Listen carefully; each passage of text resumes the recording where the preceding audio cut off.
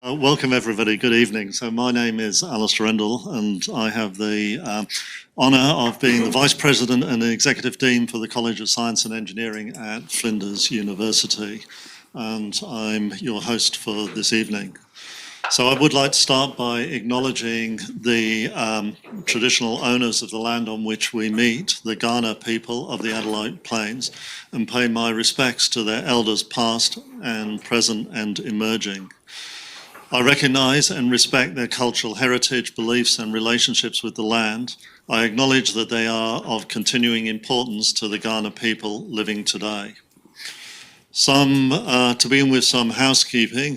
So before we commence the evening, please take note of the emergency exits. They're located. Go out of these exits here, out through the glass sliding doors and turn to the right. And the meeting point is in Victoria Square, which should be out there, I think. Facilities, so restrooms can be accessed again through the glass doors and turning right or left, I think. So welcome and thank you for joining Flinders for this research lecture entitled Brave. If you wish to share the event with your peers, please make sure you use the hashtag #BraveResearch in your posts and tweets, and we encourage you to do that. Brave is not just a reflection of the extraordinary research that Flinders University pursues today. It's a call to action that harks back to the earliest days of our institution. As we at Flinders make inroads in our mission to change lives and change the world, we are focused on making a difference by extending the boundaries of knowledge, by addressing the big challenges, and by changing lives for the better through our research. Our founding Vice-Chancellor, Professor Peter Carmel, explained his ambitions for Flinders in the now famous quote, "We want to experiment and experiment bravely." It's a concept that has captured the imagination of successive generations of Flinders researchers and continues to inspire us today. This bravery is evident in our researchers and the new research discoveries that we are sharing with the world for the greater good. Tonight, we'll discuss our most precious resource, water. It plays a crucial role in the very biggest issues that we face as a global community. Professor Craig Simmons, Director, National Centre for Groundwater Research and Training, and Matthew Flinders, Distinguished Professor of Hydrology, will present on these topics and more at tonight's Brave lecture. Drivers for future water quality and quantity requirements on the planet, including climate change, population growth, food access, energy generation, sanitation standards, health care and environmental presentation. But what changes are needed if we are to meet the Earth's future requirements? Are global water resource able to sustain the world's burgeoning population? How will climate change affect our planet's resources? Is it possible to meet our water, food, energy requirements in the changing context while also protecting the environment? I'm pleased to report that Craig will answer all these questions and more tonight. Excellent. And without further ado, please welcome Craig Simmons.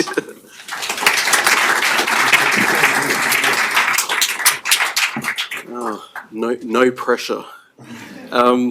Well, thanks, Alistair, for that introduction, and I'm absolutely delighted to be here this evening to speak about a topic that's very dear to my heart, and great to see such a great turnout. I'd also like to acknowledge that the land that we're meeting on this evening is the traditional owners of the Kaurna people, and I pay my respects to their elders past and present. I think it goes without saying that life on Earth is really dependent on a number of things. And as this talk is part of National Water Week celebrations, I'm sure you can guess what I'll be talking about this evening. But before I do, I think it's worth really focusing on one particular issue or ingredient, and that is that the building blocks, as we now like to call them in biology textbooks and in TV documentaries, of life are provided by the sun and by the planet that we live on. And right now, others have talked about this, there is no planet B. We need to do better with what we have, and that's what I'll be talking about this evening. I thought we should start from the outset with the very big picture. And I think that in general, everything on Earth is finite, and perhaps slightly tongue-in-cheek with the possible exception of stupidity and arrogance. And these finite resources include water. And you might be surprised at just how little water there is on planet Earth.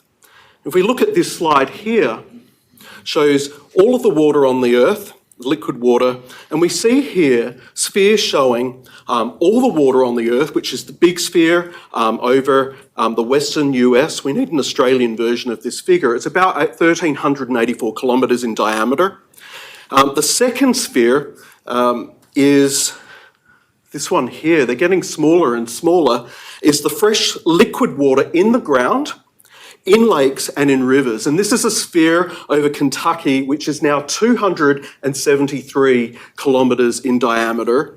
And finally, the very small little bubble here, which you might be able to just make out just there on the eastern parts of the United States, is freshwater lakes and rivers. That is surface water only. And it's a sphere in this figure over Georgia with a tiny diameter of 56 kilometres. So that is all the water in rivers and in lakes. So of the global freshwater balance at any particular point in time on the planet Earth, about 97% of fresh fluid water is stored in groundwater beneath our very feet. Only 3% is visible in lakes, rivers and streams. Now the idea of groundwater is something that's quite simple. The clue is in the name. But groundwater is only one element of the water system. And in the past, scientists, policymakers and analysts have really tended to compartmentalise water by what they've considered its source or its origin or where we find it in the Earth's landscape. Surface water or groundwater, which all things considered when we start to think about that is more than a little bit strange, because after all, today's groundwater is tomorrow's river and next week's rain. Thankfully, we're gradually moving towards a more holistic and integrated view of water as a single unifying resource, but we're not there yet. So in this talk tonight, I will be talking about surface water and groundwater and some of the linkages between them. Now, obviously, water isn't just something that we drink, bathe in, and use to keep the lawn green in summer.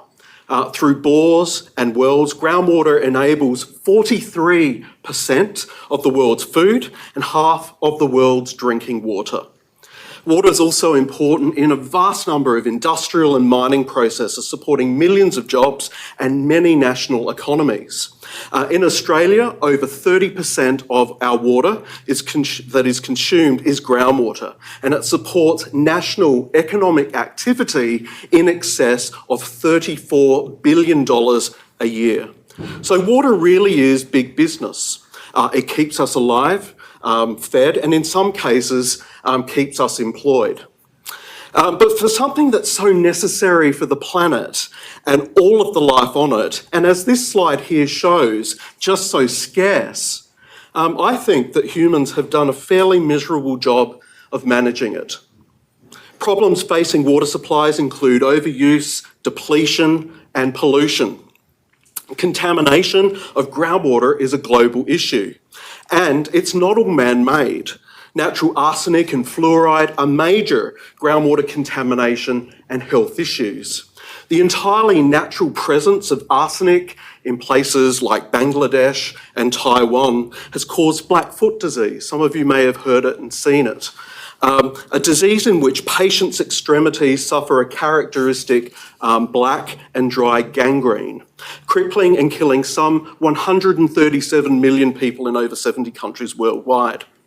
Industrial processes, poor regulation, over-extraction and contamination have rendered entire aquifers unusable. As groundwater is the major source of drinking water in many regions, this has massive public health implications. Waterborne diseases have ravaged communities in India, the largest user of groundwater in the world. Some 85% of drinking water in India comes from groundwater. Human-instigated groundwater contamination has even been given the Hollywood treatment with the Academy Award-winning Erin Brockovich after a legal clerk discovered evidence of groundwater contamination, hexavalent chromium, causing a public health crisis of organ failure and cancers in the town of Hinckley in California.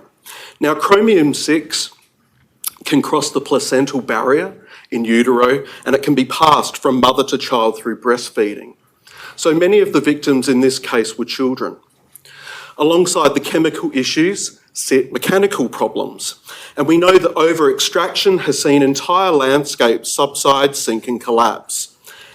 In the San Joaquin Valley in California, over-pumping at thousands of wells has caused rapid declines in groundwater levels and in turn, the land to sink.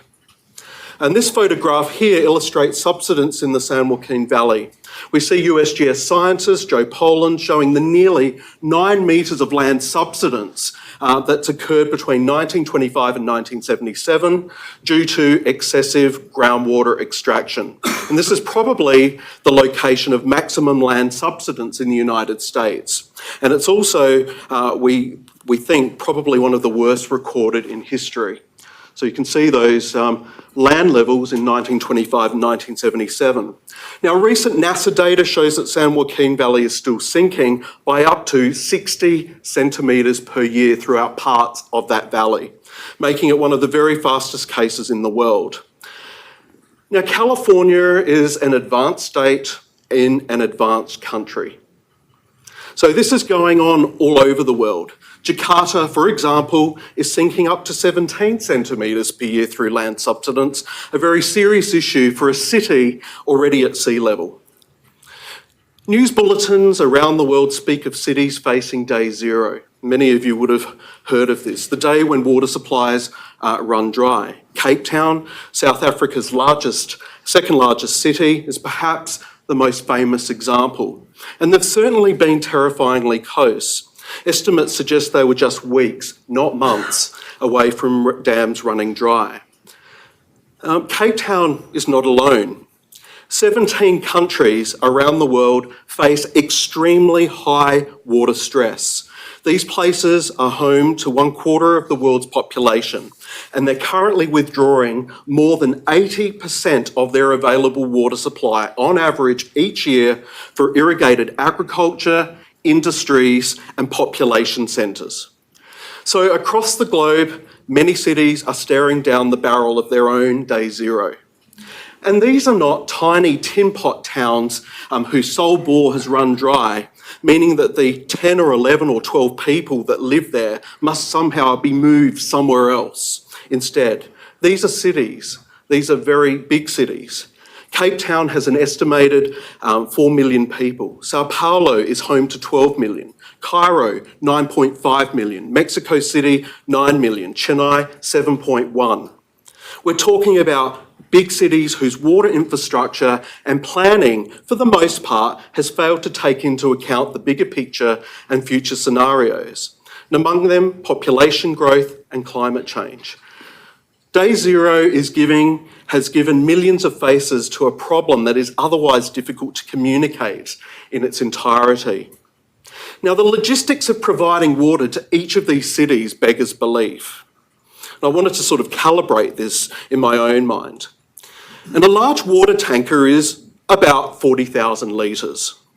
So we know that looking at what was going on in South Africa and Cape Town, that severe water restrictions are at about 50 litres per person per day.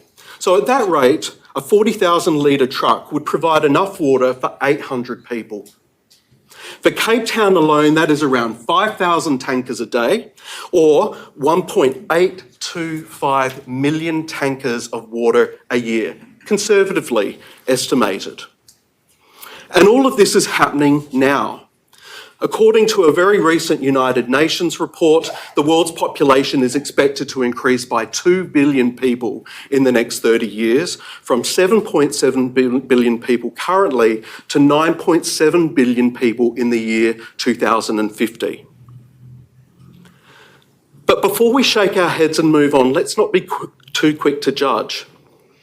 I'm sure that Cape Town did not anticipate that their water supply could potentially run out so quickly. And I think that we need to ask ourselves the very hard question: is day zero really so impossible here? Indeed, over a dozen towns in regional New South Wales and southern Queensland are facing just that as we speak. Earlier this year, the New South Wales Local Government Association confirmed that places like Armidale, Tamworth, Dubbo, Stanthorpe and Orange could run out of water within the next 12 months. Some places have acted already, putting extreme water restrictions into place, but limiting people to 120 litres of water per person per day will only last so long. So day zero, for at least some parts of the country, is inching ever closer. The big picture, I think, on a global scale, tells us one thing: that on average, we do, in my opinion, live in a way that doesn't respect our dependency on water.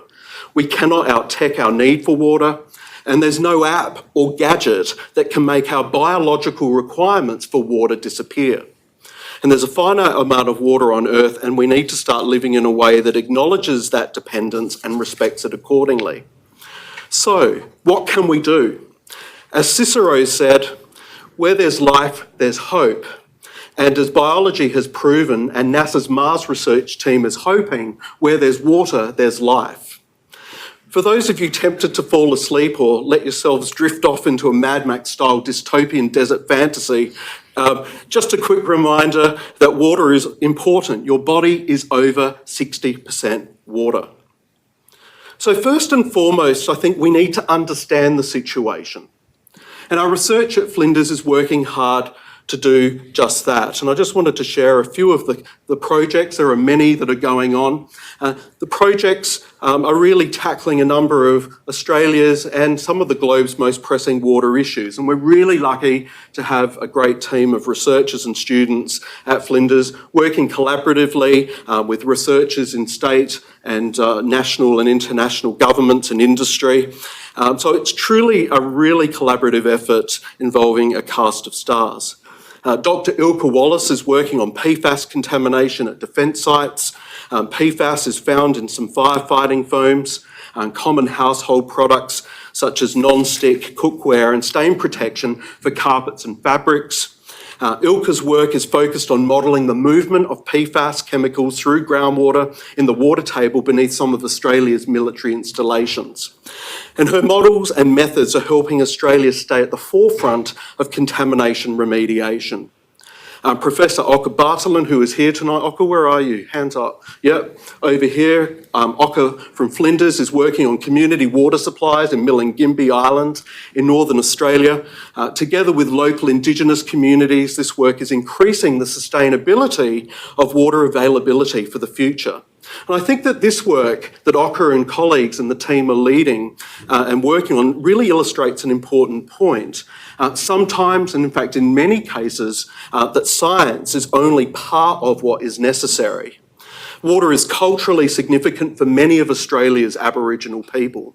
Cultural flows should be addressed in a great deal of Australian water research projects. And we're working with Indigenous hydrogeologists like Brad Mogridge and Lauren Hathusen to raise awareness of and include the cultural value of water and Aboriginal community engagement in relevant Australian project work. Dr. Margaret Shanafield, an ARC DECRA Fellow, is working on surface water groundwater interactions in the Colorado River Basin in the United States and in Wollonga Basin here locally just south of Adelaide. And this work is obviously of relevance to many situations around the world and explores the ways in which the two, surface water and groundwater, are inextricably linked. The National Centre for Groundwater Research and Training, NCGRT projects, working on the Murray-Darling Basin and sustainability issues there, the potential impacts of mining on groundwater and water resources. And we know that, for example, the Adani Carmichael coal mine remains one of Australia's most contentious community and environmental issues and daily front page news. We're exploring ways in which groundwater and managed aquifer recharge, using underground aquifers to store water rather than putting it in a dam where metres of water could evaporate, be lost to evaporation each year, could shape Australia's water future. We're currently working on a project exploring the behaviour and rehabilitation of large mines in the Pilbara in Northern Australia and modelling the scenarios and working with the mining companies to improve the environmental outcomes through improved state-of-the-art data collection and groundwater modelling. And these are just a few of the Flinders groundwater projects. Flinders research on water and public health is looking at an array of relationships between water and disease. Flinders law researchers are looking at water governance and ownership, and others are calculating the water usage of trees. Our water research is ranked 14th in the world. And I'm biased, but I think really at Flinders we are serious about water. Research, and we're lucky those that get to do it, unearths some extremely interesting things. Flinders researcher Andy Love's work in the Great Artesian Basin was with groundwater over 1 million years old, putting Penfolds Grange to shame. Even Adelaide's groundwater is fascinating. And did you know that the water in your Cooper's Pale Ale is tens of thousands of years old? Tens of thousands of years old. And they draw it from the tertiary aquifer hundreds of metres beneath the city. Coca-Cola uses groundwater, so does West End. Anoka Bartolin and colleagues and students here at Flinders and colleagues with government and CSIRO have studied Adelaide's groundwater and discovered some pretty cool stuff. Anoka's here, so we can talk to him about this later. But science is only part of the equation. Often science is just the beginning. The real rubber hits the road with people. And each of us, in my opinion, has a responsibility here, but it's a responsibility that we share with government and we share with industry across the globe. We all consume, we all create, and we all vote. Let's not forget that we, humans, are government and we are industry. These are human concerns. At a personal level, I hark back to the recommendations made by the newspapers in India and in South Africa, suggestions that we can adopt before day zero casts its shadow across our horizon. Think of all the things that we dealt with when drought was declared here in Adelaide and in South Australia. Shorter showers, no sprinklers, set watering times for hand-held hoses. These are sensible, practical things that we can all do that really do make a difference, and one that in many respects we'd feel in our hip pocket when our water bill arrives. We all know that we live in one of the driest inhabited places on Earth. And I think that, and maybe we're all doing this already, but we really do need to start acting like it. And at a household level, thinking about the ways in which water is a part of our considerations. Thinking about where our water comes from. Thinking about what we use it for. And in Adelaide, we flush our toilets with drinkable water. Is there another way? A question for our panellists, perhaps. Think about grey water. Prioritise our usage. In Adelaide, average individual water use sits between around 160 litres for a single person household without a garden to 380 litres per person per day. This includes our showers, our toilet flushing, beverages, garden maintenance and dishwashing.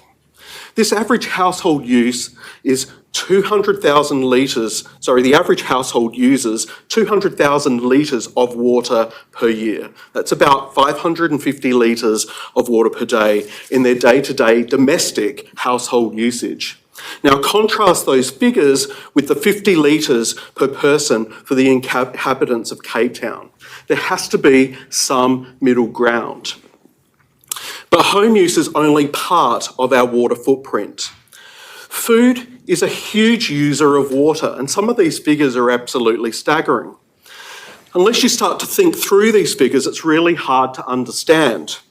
A kilogram of beef uses 15,400 litres of water to produce. A glass of wine, 109 litres of water. And this totally hurts me to see. A small bar of chocolate, 1,700 litres of water.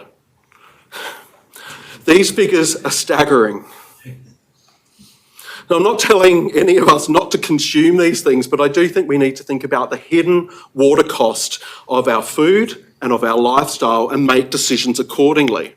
Perhaps we need to think about water use labels on food. Cultivating food is only one part of that equation. Cleaning, processing, storing and transporting your food is a water-intensive business. And wasted food is trillions of litres of water down the drain, or more correctly, straight to landfill. The United Kingdom's Institution of Mechanical Engineers, the IME, estimated that as much as 2 billion tonnes of food are wasted each and every year, equivalent to almost 50% of all food produced on the planet. 50% of our food is essentially wasted. So globally, some 550 trillion litres of water are wasted each year in growing those crops that never reach the table, let alone a human stomach. Water required for food demand by 2050 could reach about 3 times current use, estimated to be on the order of between 10 and 13.5 trillion cubic metres of water per year, according to the IME. And these numbers are just mind-blowing. Clothing too requires a huge amount of water to produce. A single pair of jeans is 7,600 litres. And figures estimate that global cotton production uses 222 billion cubic metres of water a year.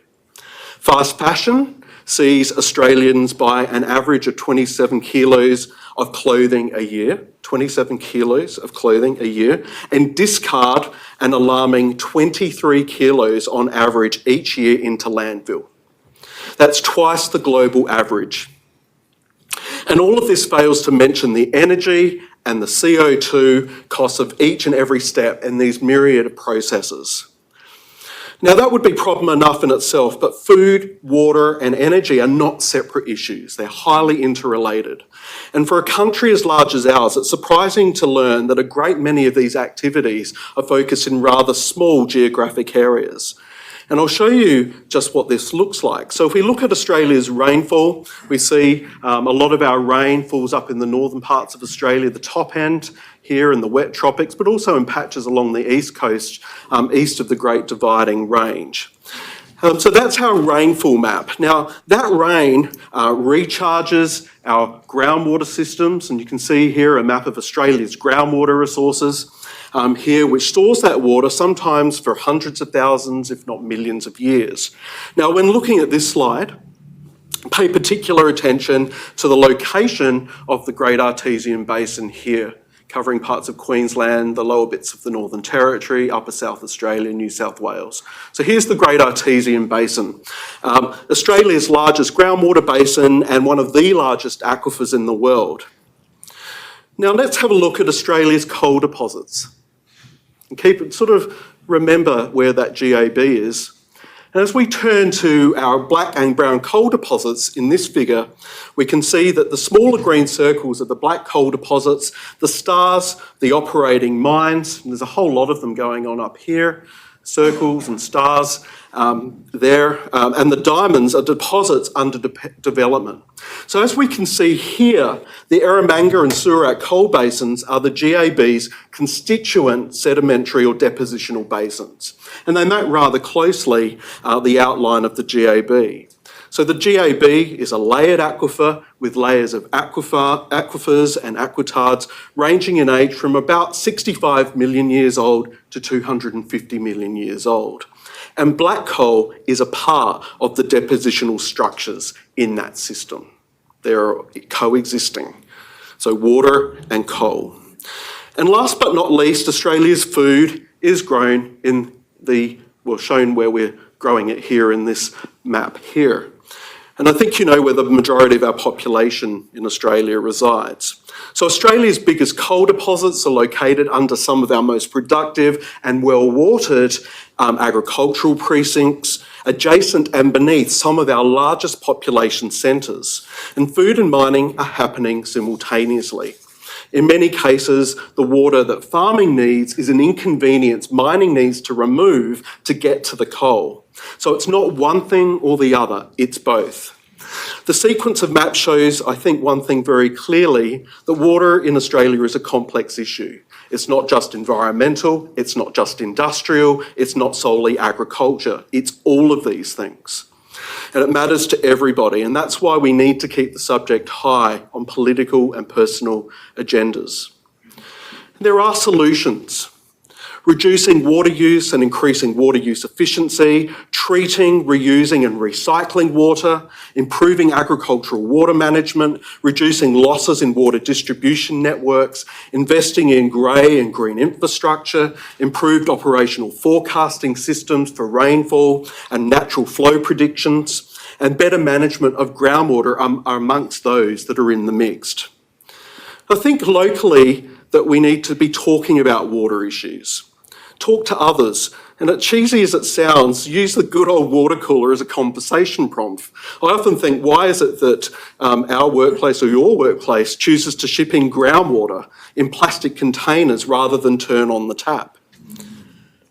And so look around us, see broken sprinklers on the local oval, call the council. In fact, why not call the council anyway, just to ask them about what initiatives they have to save water? So in short, be curious, ask questions and let's talk. Learn more about what's going on. And we're all here tonight, a fact for which I'm very grateful, and we all need to keep learning and sharing together. The NCGRT has information sheets on varieties of water topics. South Australia's Department for Environment and Water has terrific information sheets on water. SA Water has great information online about how to save water and fascinating details about where your water comes from. Get involved in citizen science projects. Start your own citizen science project. And if you're an expert, and I know there are a number of them in the room tonight, and I can see you, Don Bursell, Darryl Day and Glenn Walker, share what you know in ways with people, in ways that people can relate to. Speak up, speak simply, talk to your friends. Not everyone shares the same views, but we all share the same facts. Now, all of this serves as an introduction for an amazing panel discussion. We're very lucky to be joined by Mark Gobby, Acting CEO at SA Water, Ben Bruce, Executive Director, Water and River Murray, Department for Environment and Water, and Don Bursell, former Chief Scientist of South Australia. So without further ado, I'll thank you and leave it there.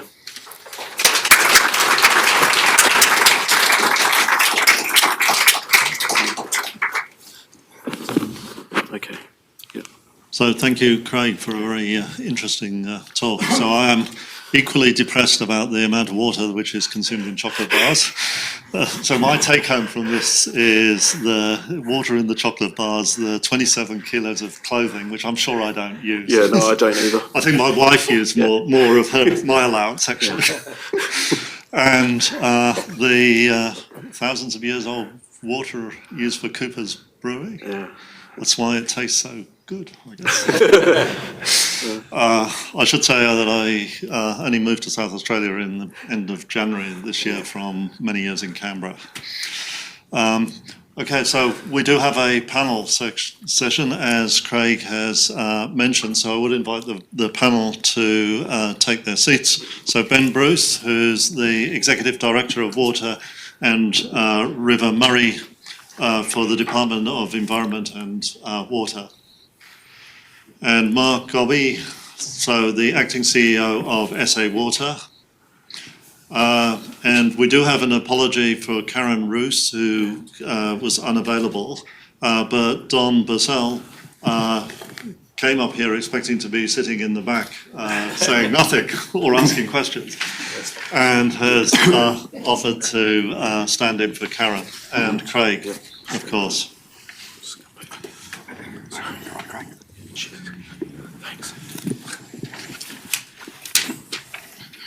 So we do have a few questions for you, and then we'll open the floor for your opportunity to ask questions. So let's start with Ben. So what are the biggest challenges for state government, the state government is currently facing with water? What are some of the science, management and policy issues, and how is government responding? Thanks, Alistair. So I guess it's good to start with a nice small question. So water is such a dynamic part of our business, really. So pretty much everything we do in the state depends on water. So all of our economic development is actually underpinned by water. You can't have a mine without water, can't have agriculture without water, can't have manufacturing, anything really depends on it, as Craig sort of went through. So one of our big challenges is, how do we grow the economy of the state? everyone wants to do that. How do we do it in a sustainable way, particularly given population growth and a range of other factors that people want as part of a livable city, a developed economy? Similar to that from the environmental side, we have climate change, which is really confronting for all of us. So water obviously underpins a lot of our ecosystems, but there's other factors at play from temperature, range of things that we just have to think about how we're going to handle that into the future, because it's not just all about adding water. There are a range of other things that will change, that will really confront the paradigms that we've been used to. We've had a relatively stable climate, if you think about it, for the last little while. And so how we deal with that will be very confronting. And I guess we're seeing a lot of the work along the river at the moment, which people don't hear about. They hear about the controversy all the time. But there's a range of infrastructure works that are being done to enable us to achieve the same benefits on the floodplain and wetlands and other ecosystems with less water. So it's taking a different approach to things. I'm an ecologist actually by background, and so sometimes engineering works can seem a little bit confronting to an ecologist, but certainly some of the benefits that we're getting through those works are really impressive. There's so many, but I think probably livable cities, urban heat island effects, managing our urban water, stormwater, different sources to create a more livable and attractive city will also be a really key challenge for us. So I could probably go on for another hour, but probably the one I should add, which is really important, is the Aboriginal water. Craig touched on it. So traditionally it's been about, I guess, almost environmental water for Aboriginal needs, and we really need to mature and move past that and talk about water for Aboriginal economic needs and the broader range of Aboriginal water use. And there are some areas of the state where I think we should progress that really well. Obviously in those areas of the state where we have fully allocated resources now, that becomes a more difficult problem for us. So we're working through that with a number of Aboriginal nations, but it's fundamentally important to us. Great. So, Mark, how does Adelaide's water supply depend upon the River Murray reservoirs and the desalination plant? What is the current mix, and how do we plan to ensure an optimal water supply mix into the future? Okay, thanks, Alistair. Well, obviously Adelaide relies very heavily on the River Murray. It's for its water. There's a very clear cost hierarchy with the three sources that you spoke about. So certainly the cheapest source of water we have is the catchments in the Mount Lofty Ranges. Next is the River Murray, and third is the desalination plant. And we do our production planning on a daily, weekly, monthly, yearly basis, looking at short-term, mid-term and long-term weather forecasts, and we optimise the mix in accordance with that cost equation. As of today, the desal plant actually was operating today. Usually it has a 3-month shutdown in the middle of the year, and we operate it for 9 months of the year. We ramp it up usually on a Tuesday, run up to full speed on a Wednesday, and then start to shut down again. And we do that each week. It produces about 5 gigalitres of water. SA Water sells across the state on a yearly basis about 195 to 200 gigalitres of water, so it's a fairly small component, and we rely very heavily on the Mount Lofty Ranges and the River Murray. In a dry year, the River Murray can be up to 80% of Adelaide's water supply. In a wet year, it might be down around 5 to 10%. So it does very much depend on how much rain we get into the Mount Lofty Ranges. So why does the desal plant ramps up on Tuesdays and Wednesdays? Yeah. So what's the timing of this? Is this this is like the cycle of the petrol prices in Adelaide? Not quite. No. It's actually we did a lot of work after the desal plant was built to look at what is the best long-term maintenance strategy for the plant.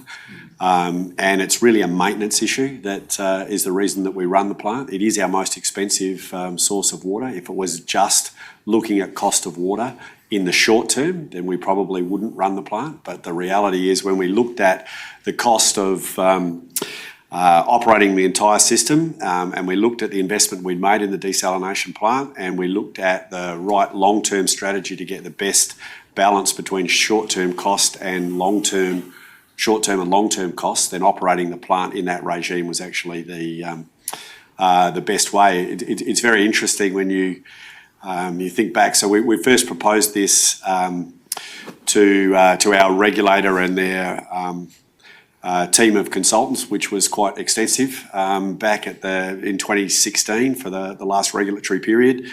And there was a lot of discussion about whether that maintenance approach actually made sense. We were really cutting new ground. And it's kind of interesting to wind the clock forward a few years and you hear the Victorians talking about running their desalination plant using the South Australian model. And you're now starting to hear of plants overseas that might be in a similar situation to what we've got, talking about the South Australian model. So that's kind of refreshing to think that some of those maintenance strategies that we've put in place are being picked up all over the world. So now the real question, given 3 glasses of water, one from the desalination plant, one from the reservoirs and one from the River Murray, are you able to tell the difference? This is a glass of Chateau Happy Valley with a 5% blend of desal water. Very good. So, Yeah, Don. Yeah, 2019. So I don't know if I mentioned. Pardon? Alias Karen, I nearly said that. So I'm not sure if we did cover. Don was Chief Scientist for SA and was the former CEO of the CRC for Water Quality and Treatment. So in a good position to answer, what are some of the challenges faced by water utilities in Australia and how is research helping? Thanks, Alistair. One of the biggest challenges for me is the fact I've been retired 15 years and I'm battling with the Alzheimer's problem, probably, more than likely, but no, I hope not. It's a good question. It's a big question, and I could talk for hours too on this. And I'm tempted to make a number of comments. This is the trouble when you've got an old bugger up here, because I've been around for a long time and I've seen a lot of things. I wouldn't like to be in the game at the moment because the governance and regulatory environment's not the sort of atmosphere that I would like to work in, where I would like to think about what it is we would like to, where we would like to be with our water supply arrangements in the long term and work towards that. Whereas our decision makers are tied up trying to manage the competing requirements of the economic regulator, the government, the administer, a board and its administrative group. And I made an unkind observation once in a preface to a book that a friend of mine wrote in Canada about the fact that I used to bump into CEOs of water utilities in the early days my formative years, and they were generally engineers and they'd had years and years of experience in the water sector in technical areas and went to the technical sessions of the conferences. You know. But if you go there now, the CEOs, if they come, it'll be because there's a management theme and they'll be talking about exchange rates and management theory and all sorts of other stuff that I sort of don't think is quite so important. That doesn't apply to active chief executives. Present company except. So, I sort of always adhere to that view that, if you're going to be the captain of the ship and you're going to be steering the Titanic, you want to be able to recognise an iceberg when one comes across the bow. And to do that, one needs to have had some actual experience at the coalface doing some of the work rather than a theorist management type. Anyhow, I didn't say any of that. I wanted to say that I think that Craig actually covered these elements in his talk. And again, when I started out, sustainability was a word that was thrown around, and the integration issue. And it's interesting because nothing really was being managed in a sustainable way in those days, but at least we recognised that we need to try and work towards it. And there was nothing integrated. The wastewater stream of things in South Australia, where we had one authority looking after everything, was before even the Environment Department and an EPA. they looked after everything for the whole state, and that was the best integrated in this country. But the wastewater guys were different in a separate part of the organisation from the water people. The water rules as they were then, which were pretty loose compared with now, were overseen by the Health Commission. And at that time they had no water quality expertise in the Health Commission, so it was an interesting sort of discussion between expertise and experience in the old ENWS and the people who were supposed to be calling the shots, who didn't really know the game.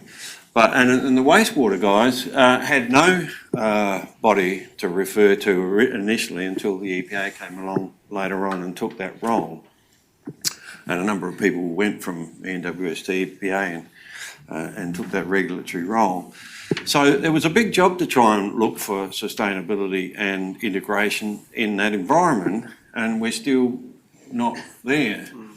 And a couple of years ago I was asked to get involved in helping a team of people, which Craig was involved in very much. So a bloke called Neil Palmer, who many of you may be aware of, to try and get a cooperative research centre up that would deal with what I think is where we need to be, and that is to look at the integration of our water resources and our power, where we get our sustainable energy from, and try and manage these things in a better way for the well-being generally and prosperity of this country. And instead of doing the things that we do, like 30% of the water in the Murray-Darling Basin is put out for flood irrigation of pasture for animals to graze on, one of the lowest economic returns you can get from the water, and distributed by a technology that was around when the pharaohs were still building pyramids. And the Murray-Darling Basin Commission CEO at the time would say that they were making great strides in innovation and doing things in an interesting and up-to-date technological way by putting SCADA, which is a data management system, a remote data management system, on the valves and channels, measuring the water going out to the irrigators. And I said that's like putting a GPS on a horse and cart, because what you really wanted was to change the horse and cart, but they haven't really done that. So we've got a long way to go with this sort of stuff. And our CRC bid didn't get up. It got right to the finish line, but we didn't get up.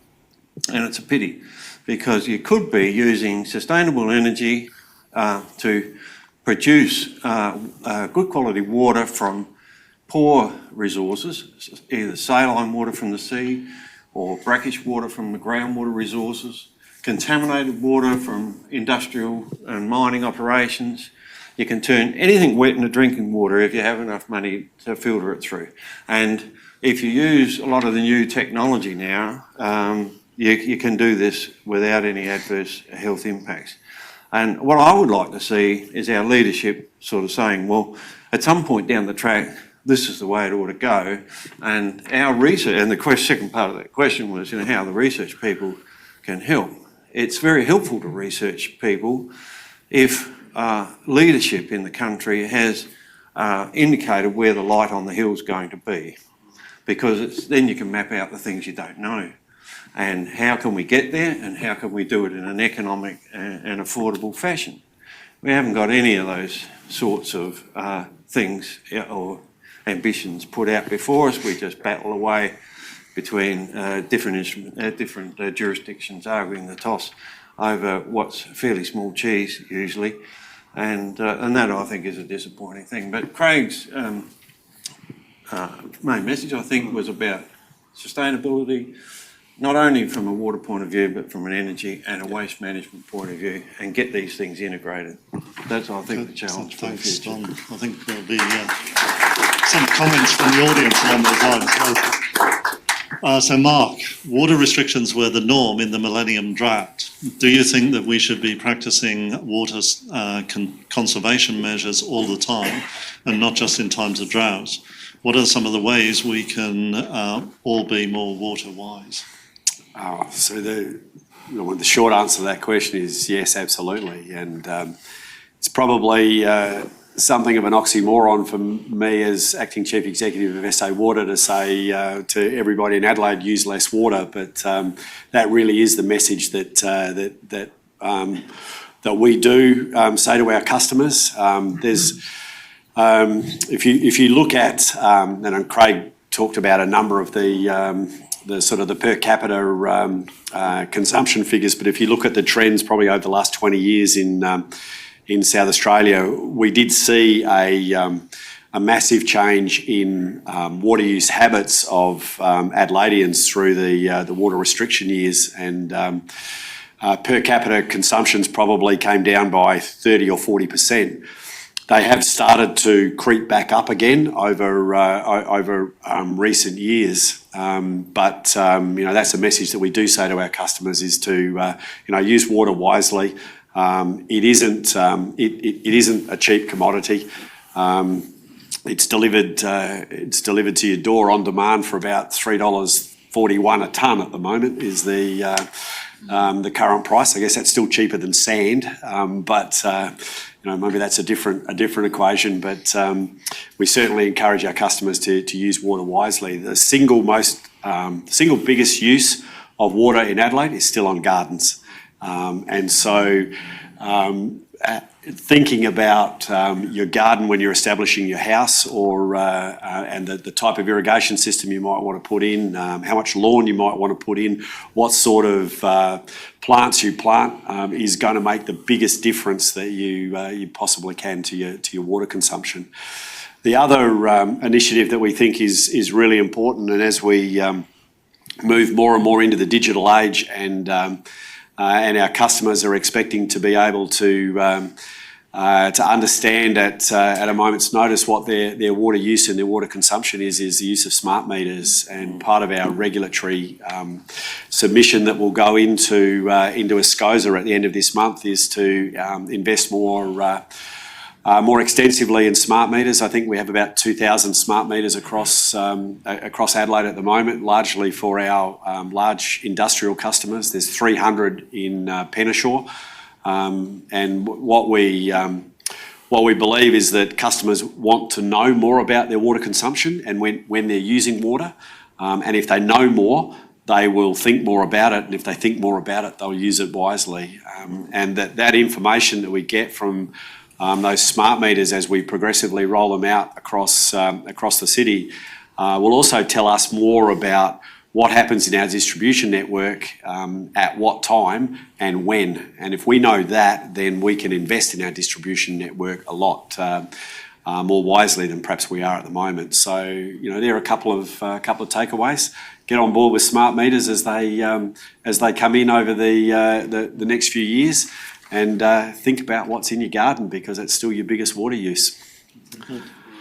Ben, we've heard a lot about the Murray-Darling Basin plan. Amongst all of the posturing, how is it really going? Has any progress actually been made? Right. The minister's not here, I know. It is recorded. It is being recorded. No, I mean, Shall I turn the recording off? it's a really good question, actually, Alistair. So I often tell my mother-in-law, if you read what's in the paper and think the opposite, you'll probably be closer to the truth than what you've actually read in the paper. And the Basin Plan, look, there's a long way to go, and there's certainly many hurdles that we need to cover, so there's a lot of work still to do. But actually, when you look at context, so in 2003, I remember us having a really massive fight to try and secure 500 gigalitres of extra water for the environment. Massive fight. So we eventually got there, well pretty close to there. We already, under the Basin Plan, have secured another 2,100 gigalitres. So that's real water in the river, licences transferred, locked away. And so over the next few years till 2024, we need to secure the equivalent of 3,200 overall. So we're actually a fair way there. Of the water that's left to secure, 450 gigalitres of it is through efficiency measures, which really means about making production more efficient. So while you take the water back, it's a lot of what Don was talking about really, while you take the water back, you actually increase the productivity of those users by more than what they were getting before. So really you're actually giving them water rather than taking it away. And there's a marketing communication challenge for us in some other areas of the basin.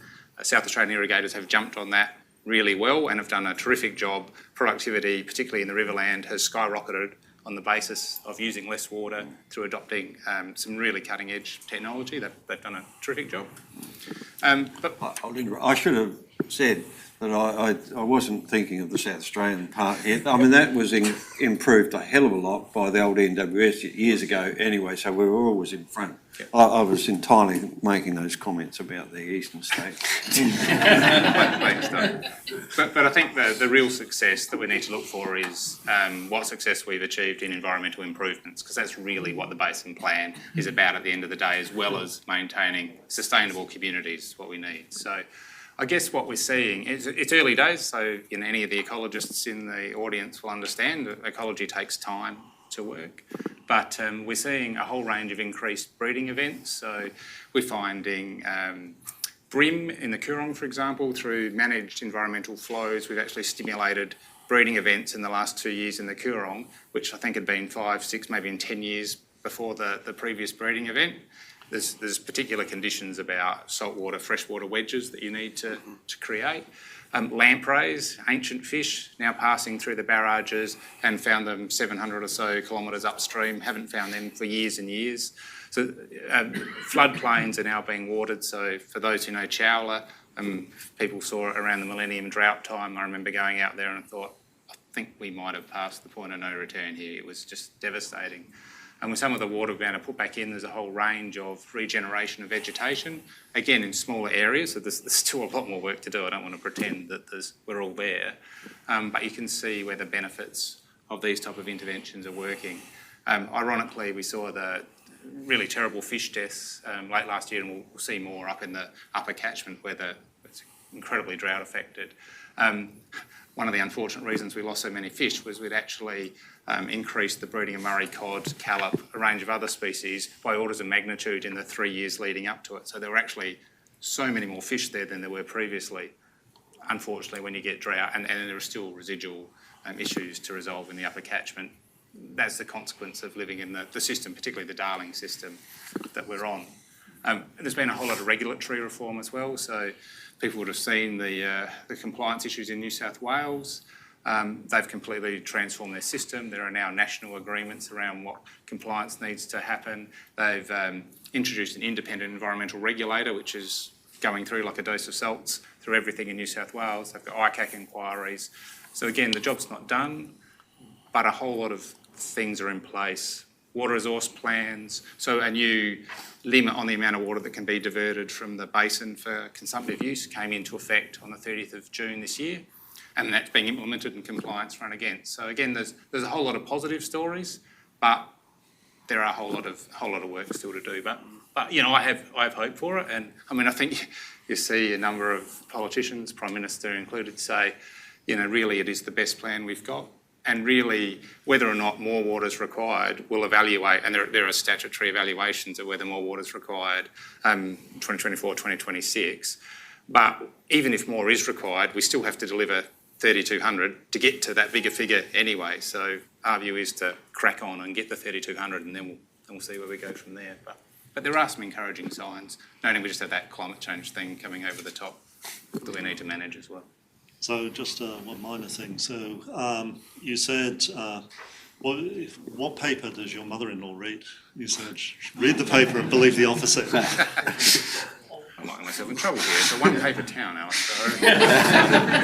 I was actually just going to add too, did everyone notice that Don gave that qualification about talking about the eastern states just after Alistair said that this was being recorded? So, Nothing to do with that. So there's another question for Don, which goes back to media. So many water issues are contentious: water scarcity and drought, mining, coal seam gas and fracking, the Murray-Darling Basin, Adani, Carmichael, coal mine are just some of what we are grappling with. There is a lot of information out there and often conflicting views. The media, and increasingly social media, are sources of information. How does the community get good, reliable information to inform discussion and debate, and what role do or should the scientists be playing? Yeah, now that's a hard question to provide advice on where you go for information. When I first retired, I got a few requests to give talks on water to community groups, and this was in the middle of the Millennium Drought, and everyone was getting conflicting information and wondering what is going on. And I had this talk that just had a title, Your Water Supply, Some Myths and Realities. And I'd introduce it and I'd say, well, look, what I'll do is I'll just put up a series of things that I think most of you will agree with, because it's what's out there in the community, in the media, and not necessarily, I don't use social media, but in the media. And then I'll tell you some other facts that you can copy down and go and do a little bit of research over, and you'll find they're correct facts. I'll put my little bit of a spin on what it's all about and explain what I think of those facts. And I bet you I change everybody's view at the end of the day, which side's right. And I think that's the problem. If you're in the game, and I've been out for a while, so my facts are rusty now, but back then I knew a lot of those facts were right. I put them up there and you could verify it, and that all meant to me what was happening. For example, the argument over the amount of water that should come down the River Murray. We were fighting to get back a minimum of what at least was the case in 1967, the previous really serious drought. Which was about 4,500. And so when we're now talking about 2,850 or 3,200, we're well below where we were when we thought things were buggered in 1967, and that was an actual experience. So I just throw that in. These facts I had up there, and it means something in terms of formulating my own view of the world. And how does one do that if you're not in the system? And it's not easy. But we have a good water utility in SA Water, and they've got some terrific information on the website. It shows you what water is in each of the reservoirs. There's good water quality information you can get there. You can get in touch with the Australian Water Quality Centre, which is a science group in there, and those people will be able to give you good information, fact sheets and things that have been produced on all manner of water quality, contaminants and the like. It was mentioned earlier about what the environment sector's got here too, and the universities. And really these are the people that you get your information from. You don't, for goodness sake, think what you read in the advertiser is even close to being correct, because it's usually not. I get so upset. If after 15 years of retirement, I wake up in the morning and open the paper and read something there and I go pink and steam's coming out me. As my wife said, forget it. I mean, it's a long time ago. Because it just gets you upset to see such idiotic remarks being made, and the letters to the editor, ridiculous, infantile things that people say. I think it was Plato. So is anyone from the advertiser here? Anyone who's written a letter to the editor? I think that Plato said that clever people talk a lot because they got something to say, and idiots feel that they have to say something. And I think you see a lot of that. So my view is try and seek out sources that are governed by facts and the science. So the utility, don't go up into the political system, because there you run into conflict with political ideology, and they'll tell you what they believe in their heart, even if they've got a whole lot of research that shows them something else is happening. So the two departments, and there are good research centres in the university systems which are only too happy to tell you what. If you've got a community group, if you're part of Rotary or something like that, invite someone like Craig or equivalent expertise from other organisations to come and get you sorted out on issues that you're worried about. But don't bother with social media and now this is an old guy talking. I know my daughter would have a different view of that, but I don't believe you will get the right idea from people who are uninformed. but they still want to say something. So we did invite you right at the beginning to be tweeting. Yeah. I don't know why you do that. Why do you do that? No alternative facts, please. So with that, it's time to open the floor to questions from you guys. Please note that we are recording this session here, so moderate whatever you say. So there's a microphone at the back, and we have the first question.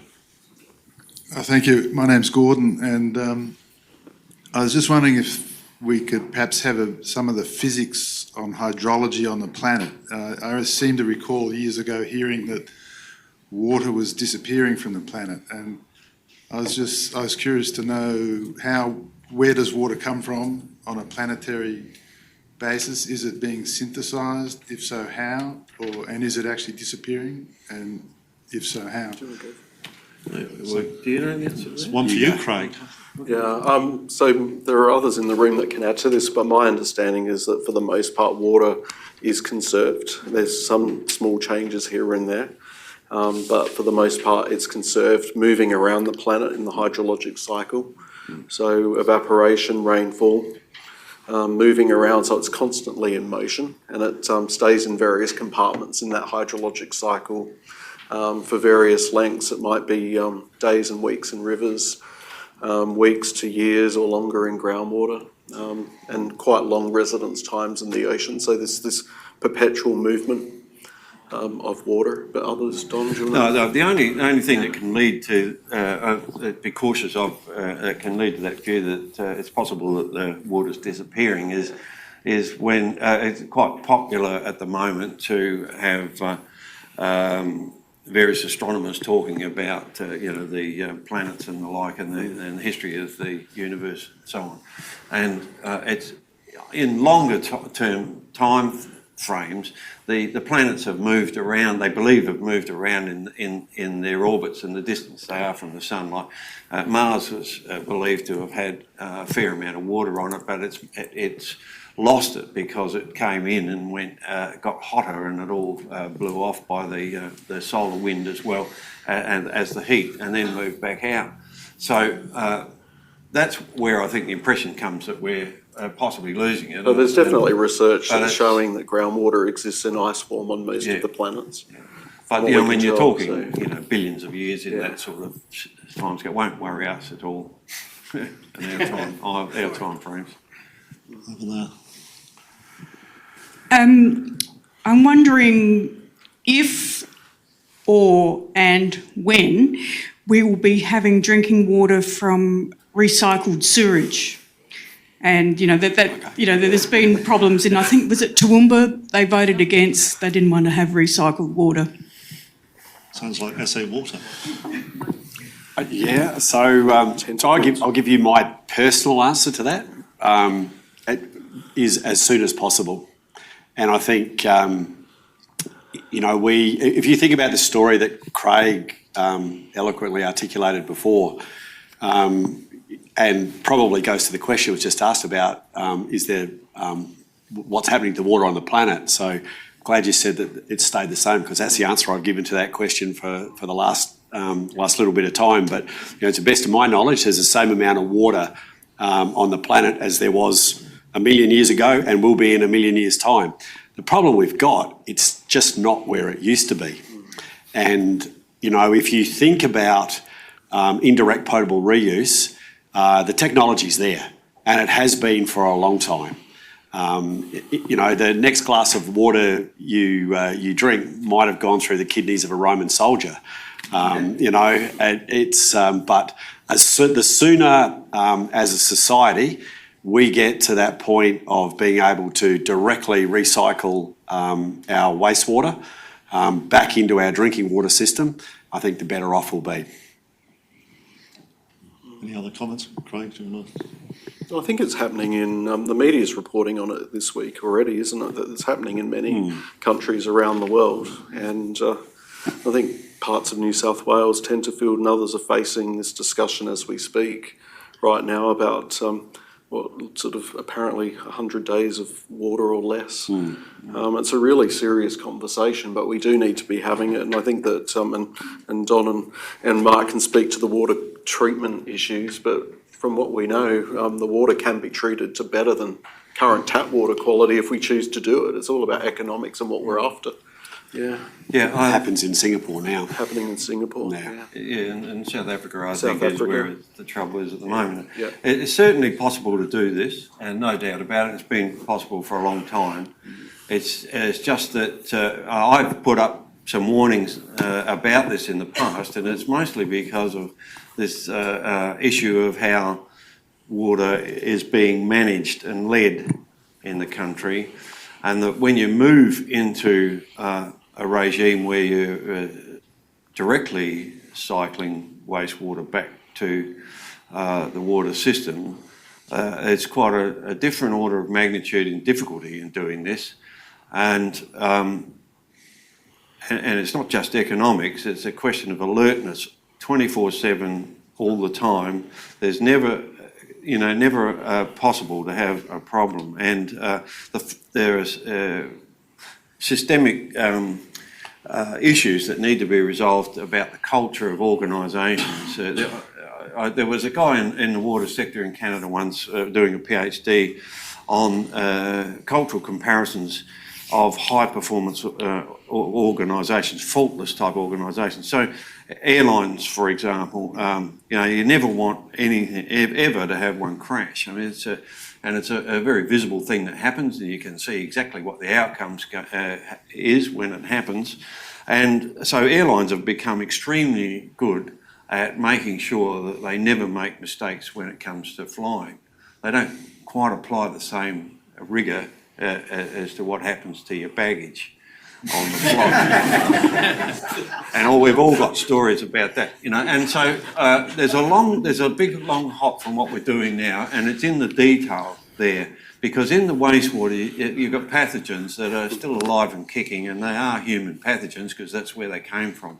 This is quite a different situation to taking something from the River Murray, where there are some sources of pollution, but there's very little input into the Murray in South Australia. The water we take out has been months in the system, and most of the pathogens never survive that time in the environment. So it's just one of the barriers, and there are many more.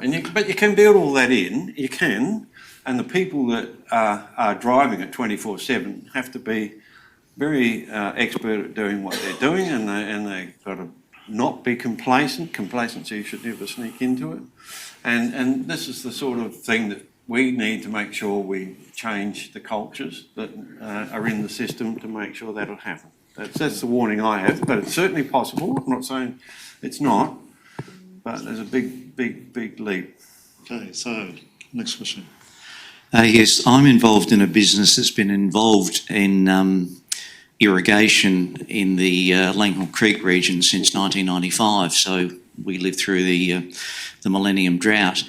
Now, a number that was quoted to me back in the early to mid-2000s was that someone quantified the total amount of water taken out of the entire length of the Murray River for irrigation, human consumption, etc., whatever that figure was, the volume of water lost to evaporation from the surface of Lake Alexandrina is double what is taken out from all of those sources on an annual basis. So the question is now, back in those days, there was all sorts of talk about the Twin Lakes concept. So is that ever going to be a reality in, the next 100 years? I happen to be involved with a gentleman at the time that, I don't know whether you remember Tony Reid. So Tony was probably the architect of Twin Lakes. I think, so the economics was if you reduce the evaporation, then it actually paid for the 300 million or so it was going to cost to build the inner horseshoe around Lake Alexandrina, and the economics probably stood up on a pure cost of water and water loss reduction. I think the reality of Twin Lakes and the hydrodynamics of how the lakes operate, and Ben might be able to elaborate on this in more detail than I can, probably suggests that there are a number of maybe fatal flaws around Twin Lakes in that area. So whilst from a pure evaporation perspective, it might have made sense, I think there was a lot more to it in terms of the whole ecology and the whole ecological cycle in the Coorong that would have ended up with a bad outcome. So you're just saying it's not feasible? I think, Ben, you're probably... Yeah, so our view, we've looked at it a few times, is that it doesn't stack up overall. There are some attractive components of it. I mean, I think the broader part of that question, just Twin Lakes aside, which is really important probably to share with this audience, because there's so much debate around evaporation off the lower lakes and water savings, particularly by upstream. And there's probably some things that people don't understand. So yes, the evaporation is very high off the lakes, absolutely. And people think that if you put a weir across to the top of the lakes and then let seawater in, you'd stop that evaporation, you'd save all this water, which inherently sort of makes sense to people. Except there's some problems with building a weir to start with, because the sediments, I think we went down 40 metres and still couldn't find the bottom. Toothpaste. Yeah. So getting a weir is tricky, but just say you could even do that. What we worked out was that, of course, all the offtakes for Adelaide, there's a whole lot of irrigators, all that use the water in that final pool level that you would create going up. In order to keep the water quality suitable in that weir pool, you have to obviously pass water over the top of this new weir. And the amount of water you'd need to pass over the top of the weir to keep the water quality in that final weir pool okay is enough to keep the lakes fresh. So actually blocking off the lakes and letting seawater in would save no water.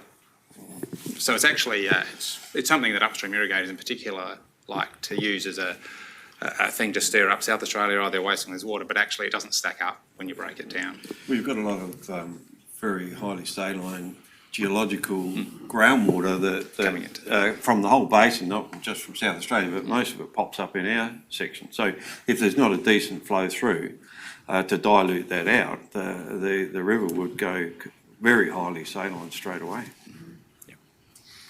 Be out of water altogether. Question. Thank you. I'm Craig. Thank you for coming tonight. Appreciate your presence here. Perth is a city faced with water scarcity. This is a sort of question for SA Water. Perth also blends treated effluent to their potable water supply. Perth has a significant groundwater resources, just like Adelaide. Has SA Water considered blending groundwater into the potable water supply in Adelaide? We have. Right at the moment, and it may well become a bigger part of the equation as we move forward. Right at the moment, with the mix that we have between River Murray, Mount Lofty Ranges and desal, there's probably no need to invest in that area any further, but it may well become part of the mix in the coming decades, I would say. The Perth situation is actually a really good example of how necessity does drive innovation, and the work that they've done around managed aquifer recovery and that sort of thing is absolutely first class. And I think for us as a utility, that's probably the path that we would take before we started to extract more groundwater out of metropolitan Adelaide. That may be different in other areas of the state. The Yulee Basin on Eyre Peninsula is one that we've worked very closely with Ben and his team to look at the extraction of groundwater we've had from Yulee Basin and the problems that we've had on the Eyre Peninsula more generally with groundwater. And I think one thing that you do find about groundwater is that we probably don't know very much about it, and it's a bit dangerous to start doing too much with those sorts of resources when you don't know too much about it. And certainly the next step on Eyre Peninsula is going to be desalination, and we've just had a project approved by Cabinet to go down that path at Sleaford Bay or thereabouts on the Eyre Peninsula. Question on the back. Thank you, Dr. Martin Bailey. Thank you for your presentation this evening. It's been very interesting. As a political scientist, I subscribe to the notion of water being a global common. However, as a grower in the Riverland, I also subscribe to the notion that I have to buy water. I have to purchase it for the use of my in my vineyards. The question relates to the commodification of water, whereby investors are increasingly taking out water that has the tendency to place the Riverland and other regions under threat. It threatens our food security, threatens our food chain. Comments from the panel, please, on investors owning water as opposed to people who own the land owning water. Thank you. And that's yours, Ben. It's a pretty concerning issue at the moment. I guess what we're trying to work out at the moment is what the size of the problem is. So there's a range of investment companies that split their business up. So they have a water business and they have an agricultural business and they have a range of other businesses, and working out, so is the water they hold roughly equivalent to the agriculture interest they hold, or is it not? So there's a thing we have to explore there. And there's currently the ACCC doing a review to work out what they might be. They're doing consultations at the moment. So yeah, we're a bit concerned about it. We just want to see. So certainly the free market approach in the water sector has delivered significant benefits to users of water in the basin. I mean, most of our people who got through the millennium, you'd know this, through the millennium drought, were able to do so by the basis of being able to trade water in from particularly rice and cotton growers and dairy farmers. But so the mechanism is really useful, but has it gone too far? Are there some different regulations that we need to bring in to manage that? We just need to find out exactly what the truth is. But yeah, we're concerned about it, and all governments across the basin are concerned about it. Yeah. Particularly at current water prices, I might add. Last question. Thank you very much for letting me have the last question. I'm interested in how the desal plant got to be the size it is and the costs of the maintenance issues to keep it, ready to turn over, all that. You mentioned we get our water from the river, the hills catchment and desal. I was trying to listen carefully. I was wondering about what is going on currently with our stormwater harvesting, and what might in the future be expanded to use the stormwater on the plains. And there's the Salisbury example, for example, as world best practice. Can you make any comment about future water harvesting, stormwater harvesting, please? I'll start if you like. We have within SA Water, we have a couple of examples of stormwater harvesting plants that were actually built back in the millennium drought. So one at Adelaide Airport and another one down the Port Adelaide way. They are underutilised at the moment, and I think there's probably a much broader issue in terms of it's more a policy issue, and this is probably where Ben can pick up. But there's a policy issue really that needs to come into play in Adelaide. When we look at how we manage stormwater more effectively, and you think of how our stormwater systems have evolved over the last 40 years, and essentially the idea 30 or 40 years ago was when it rains, get the stormwater to the ocean as quickly as possible, and that's something we probably need to undo. And if we go down that path, it does give us the opportunity to manage that stormwater in a different way, and then that does bring into play the potential to use that stormwater more productively for municipal use. It will rely very heavily on storage, and really the only viable storage in metropolitan Adelaide is into the aquifers. So we need to get that triangle working, if you like. But certainly I think we do face a big policy issue in this city, as many cities across the world do, in terms of how to manage that stormwater across council jurisdictions more effectively. So I can probably add to it a little bit. So one of the challenges we see is making sure that they're viable. So there are a range of stormwater recovery schemes through the metro area. One thing we're looking at is master planning around can you join them up? So SA Water found when they, through the desal work, when they joined up the northern and southern reservoir system, it actually delivered huge benefits, something different rain in different areas of the city. Then I guess it's how you use that water. There's probably two main options that we see at the moment, and one is using it for enhanced agriculture production and industrial use, but probably the most important one in some respects is when you look at a climate change lens, managing those urban heat island effects that I talked about earlier really requires a green city. So you need to increase the plant material. So it's sort of counter to that traditional thing of, oh, it's getting drought and getting hotter, so use less water. In some cases, you might actually be better off using more water, but you need to find a different source for it. So there's an interesting trade-off there that sort of messes with paradigms we've grown up with.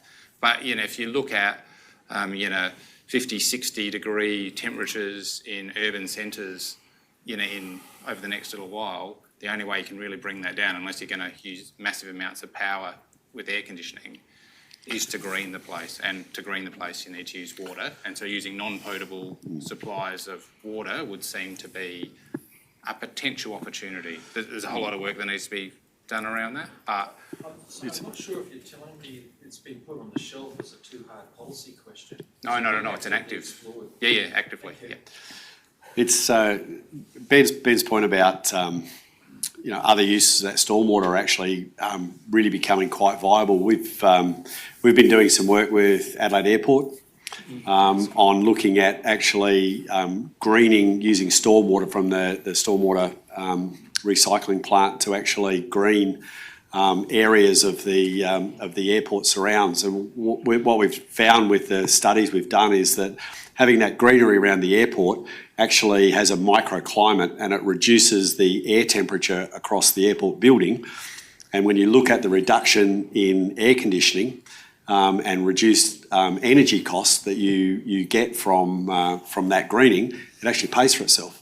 So that's the type of analysis that is becoming more and more viable, and really that's because of the cost of electricity that we've seen in Australia over the changes we've seen over the past decade, really.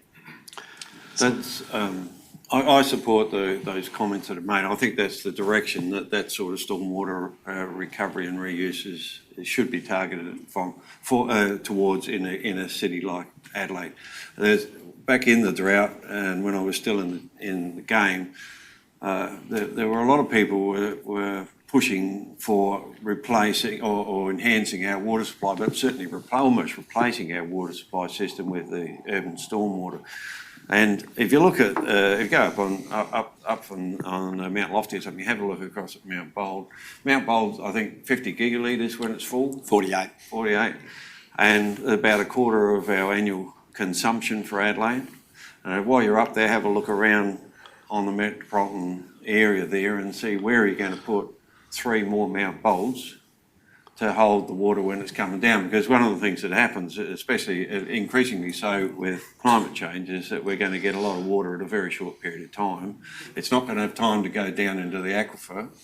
It has to be stored somewhere to enable infiltration to occur over a reasonable period of time. And I just don't think that's going to be a viable thing to do. I think you can do all these sort of smaller projects. You can probably look at linking them together to spread things around as the rainfall maybe comes in south and not in the north, and vice versa. But I wouldn't say it's going to be a big factor other than to offset use of drinking water for greening type activities. So just to correct me if I'm wrong, my understanding is that we have a aquifer recharge facility at Oakland's wetlands, There is 2, yeah. which is Flinders University is a proud part of. Yes, and we're using it as a indeed. research facility. Yeah. And anyone who lives around there, there's a facility there which we have classes there, and there's an outreach program. So it's very good. So just to wrap up, you each get 30 seconds to say some final remarks as to what you want to leave the audience with. Mark. You want me to start? 2 things to quickly say. I touched on it before. The biggest problem we're facing in the world, in my view, is we don't have a water shortage. The water's just not where it used to be. And climate change, I think, is something that it's certainly very real. And we need to plan for it as much as we possibly can. But the chances are, the problems that we will face, we haven't even thought of yet. So that's number one. The second one is around communication and education. I'm talking to the converted in this room tonight, but the best thing that we as an industry and as a society or as an industry can do is educate the community on the problems that we face in terms of water.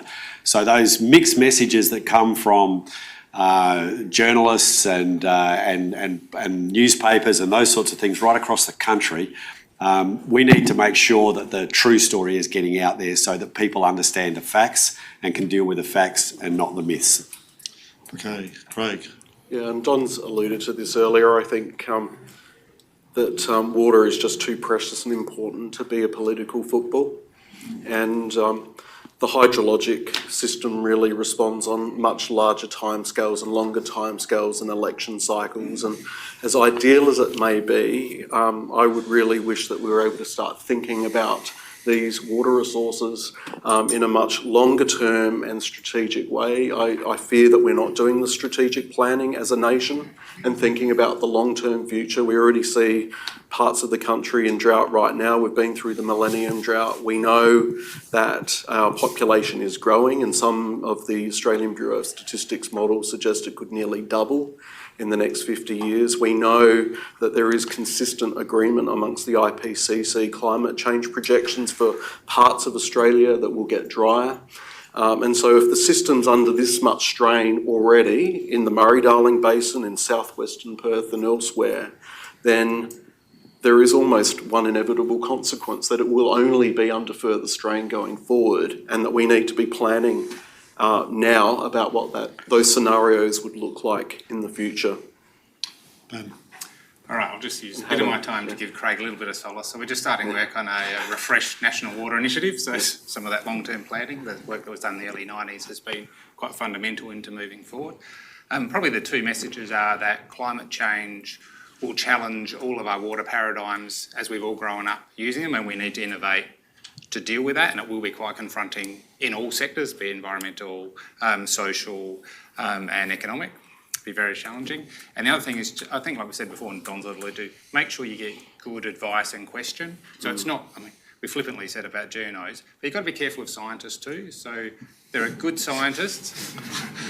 But the really important thing is you've got to check that the scientist is talking, and I'm a scientist, talking in their area of expertise. So you can have an excellent scientist in this area, but they're not expert over there. You don't get a foot surgeon to do your heart surgery. They're both surgeons. So just probe it and make sure you're getting a scientist who is expert in the area in which they're talking about. And Don, you get the last 30 seconds. Oh, gee. That's it. That's not possible. I agree with the make sure that you get the right sort of scientists. I've had arguments with other scientists who are actually Quite clearly wrong, weren't they, Doc? clearly wrong. In times of drought, everybody's interested in water and they see it as a high priority. Then when it rains, it all goes away. And in fact, I think the person that was head of the work task force for the federal government at the time of the millennium drought for the Murray-Darling Basin plan that you were talking about before, actually made some comment about the timelines in the plan and saying, oh, we don't really have to worry about 2016, 2019 anyway now because it's rained. Now, with our climate the way it is, that's very quickly changes. And so as a community, I think my advice is that please keep yourself informed, try and keep the issue at a high priority all the time. During the Millennium Drought, I think we had 5 water-based cooperative research centres, nationally funded research facilities on water.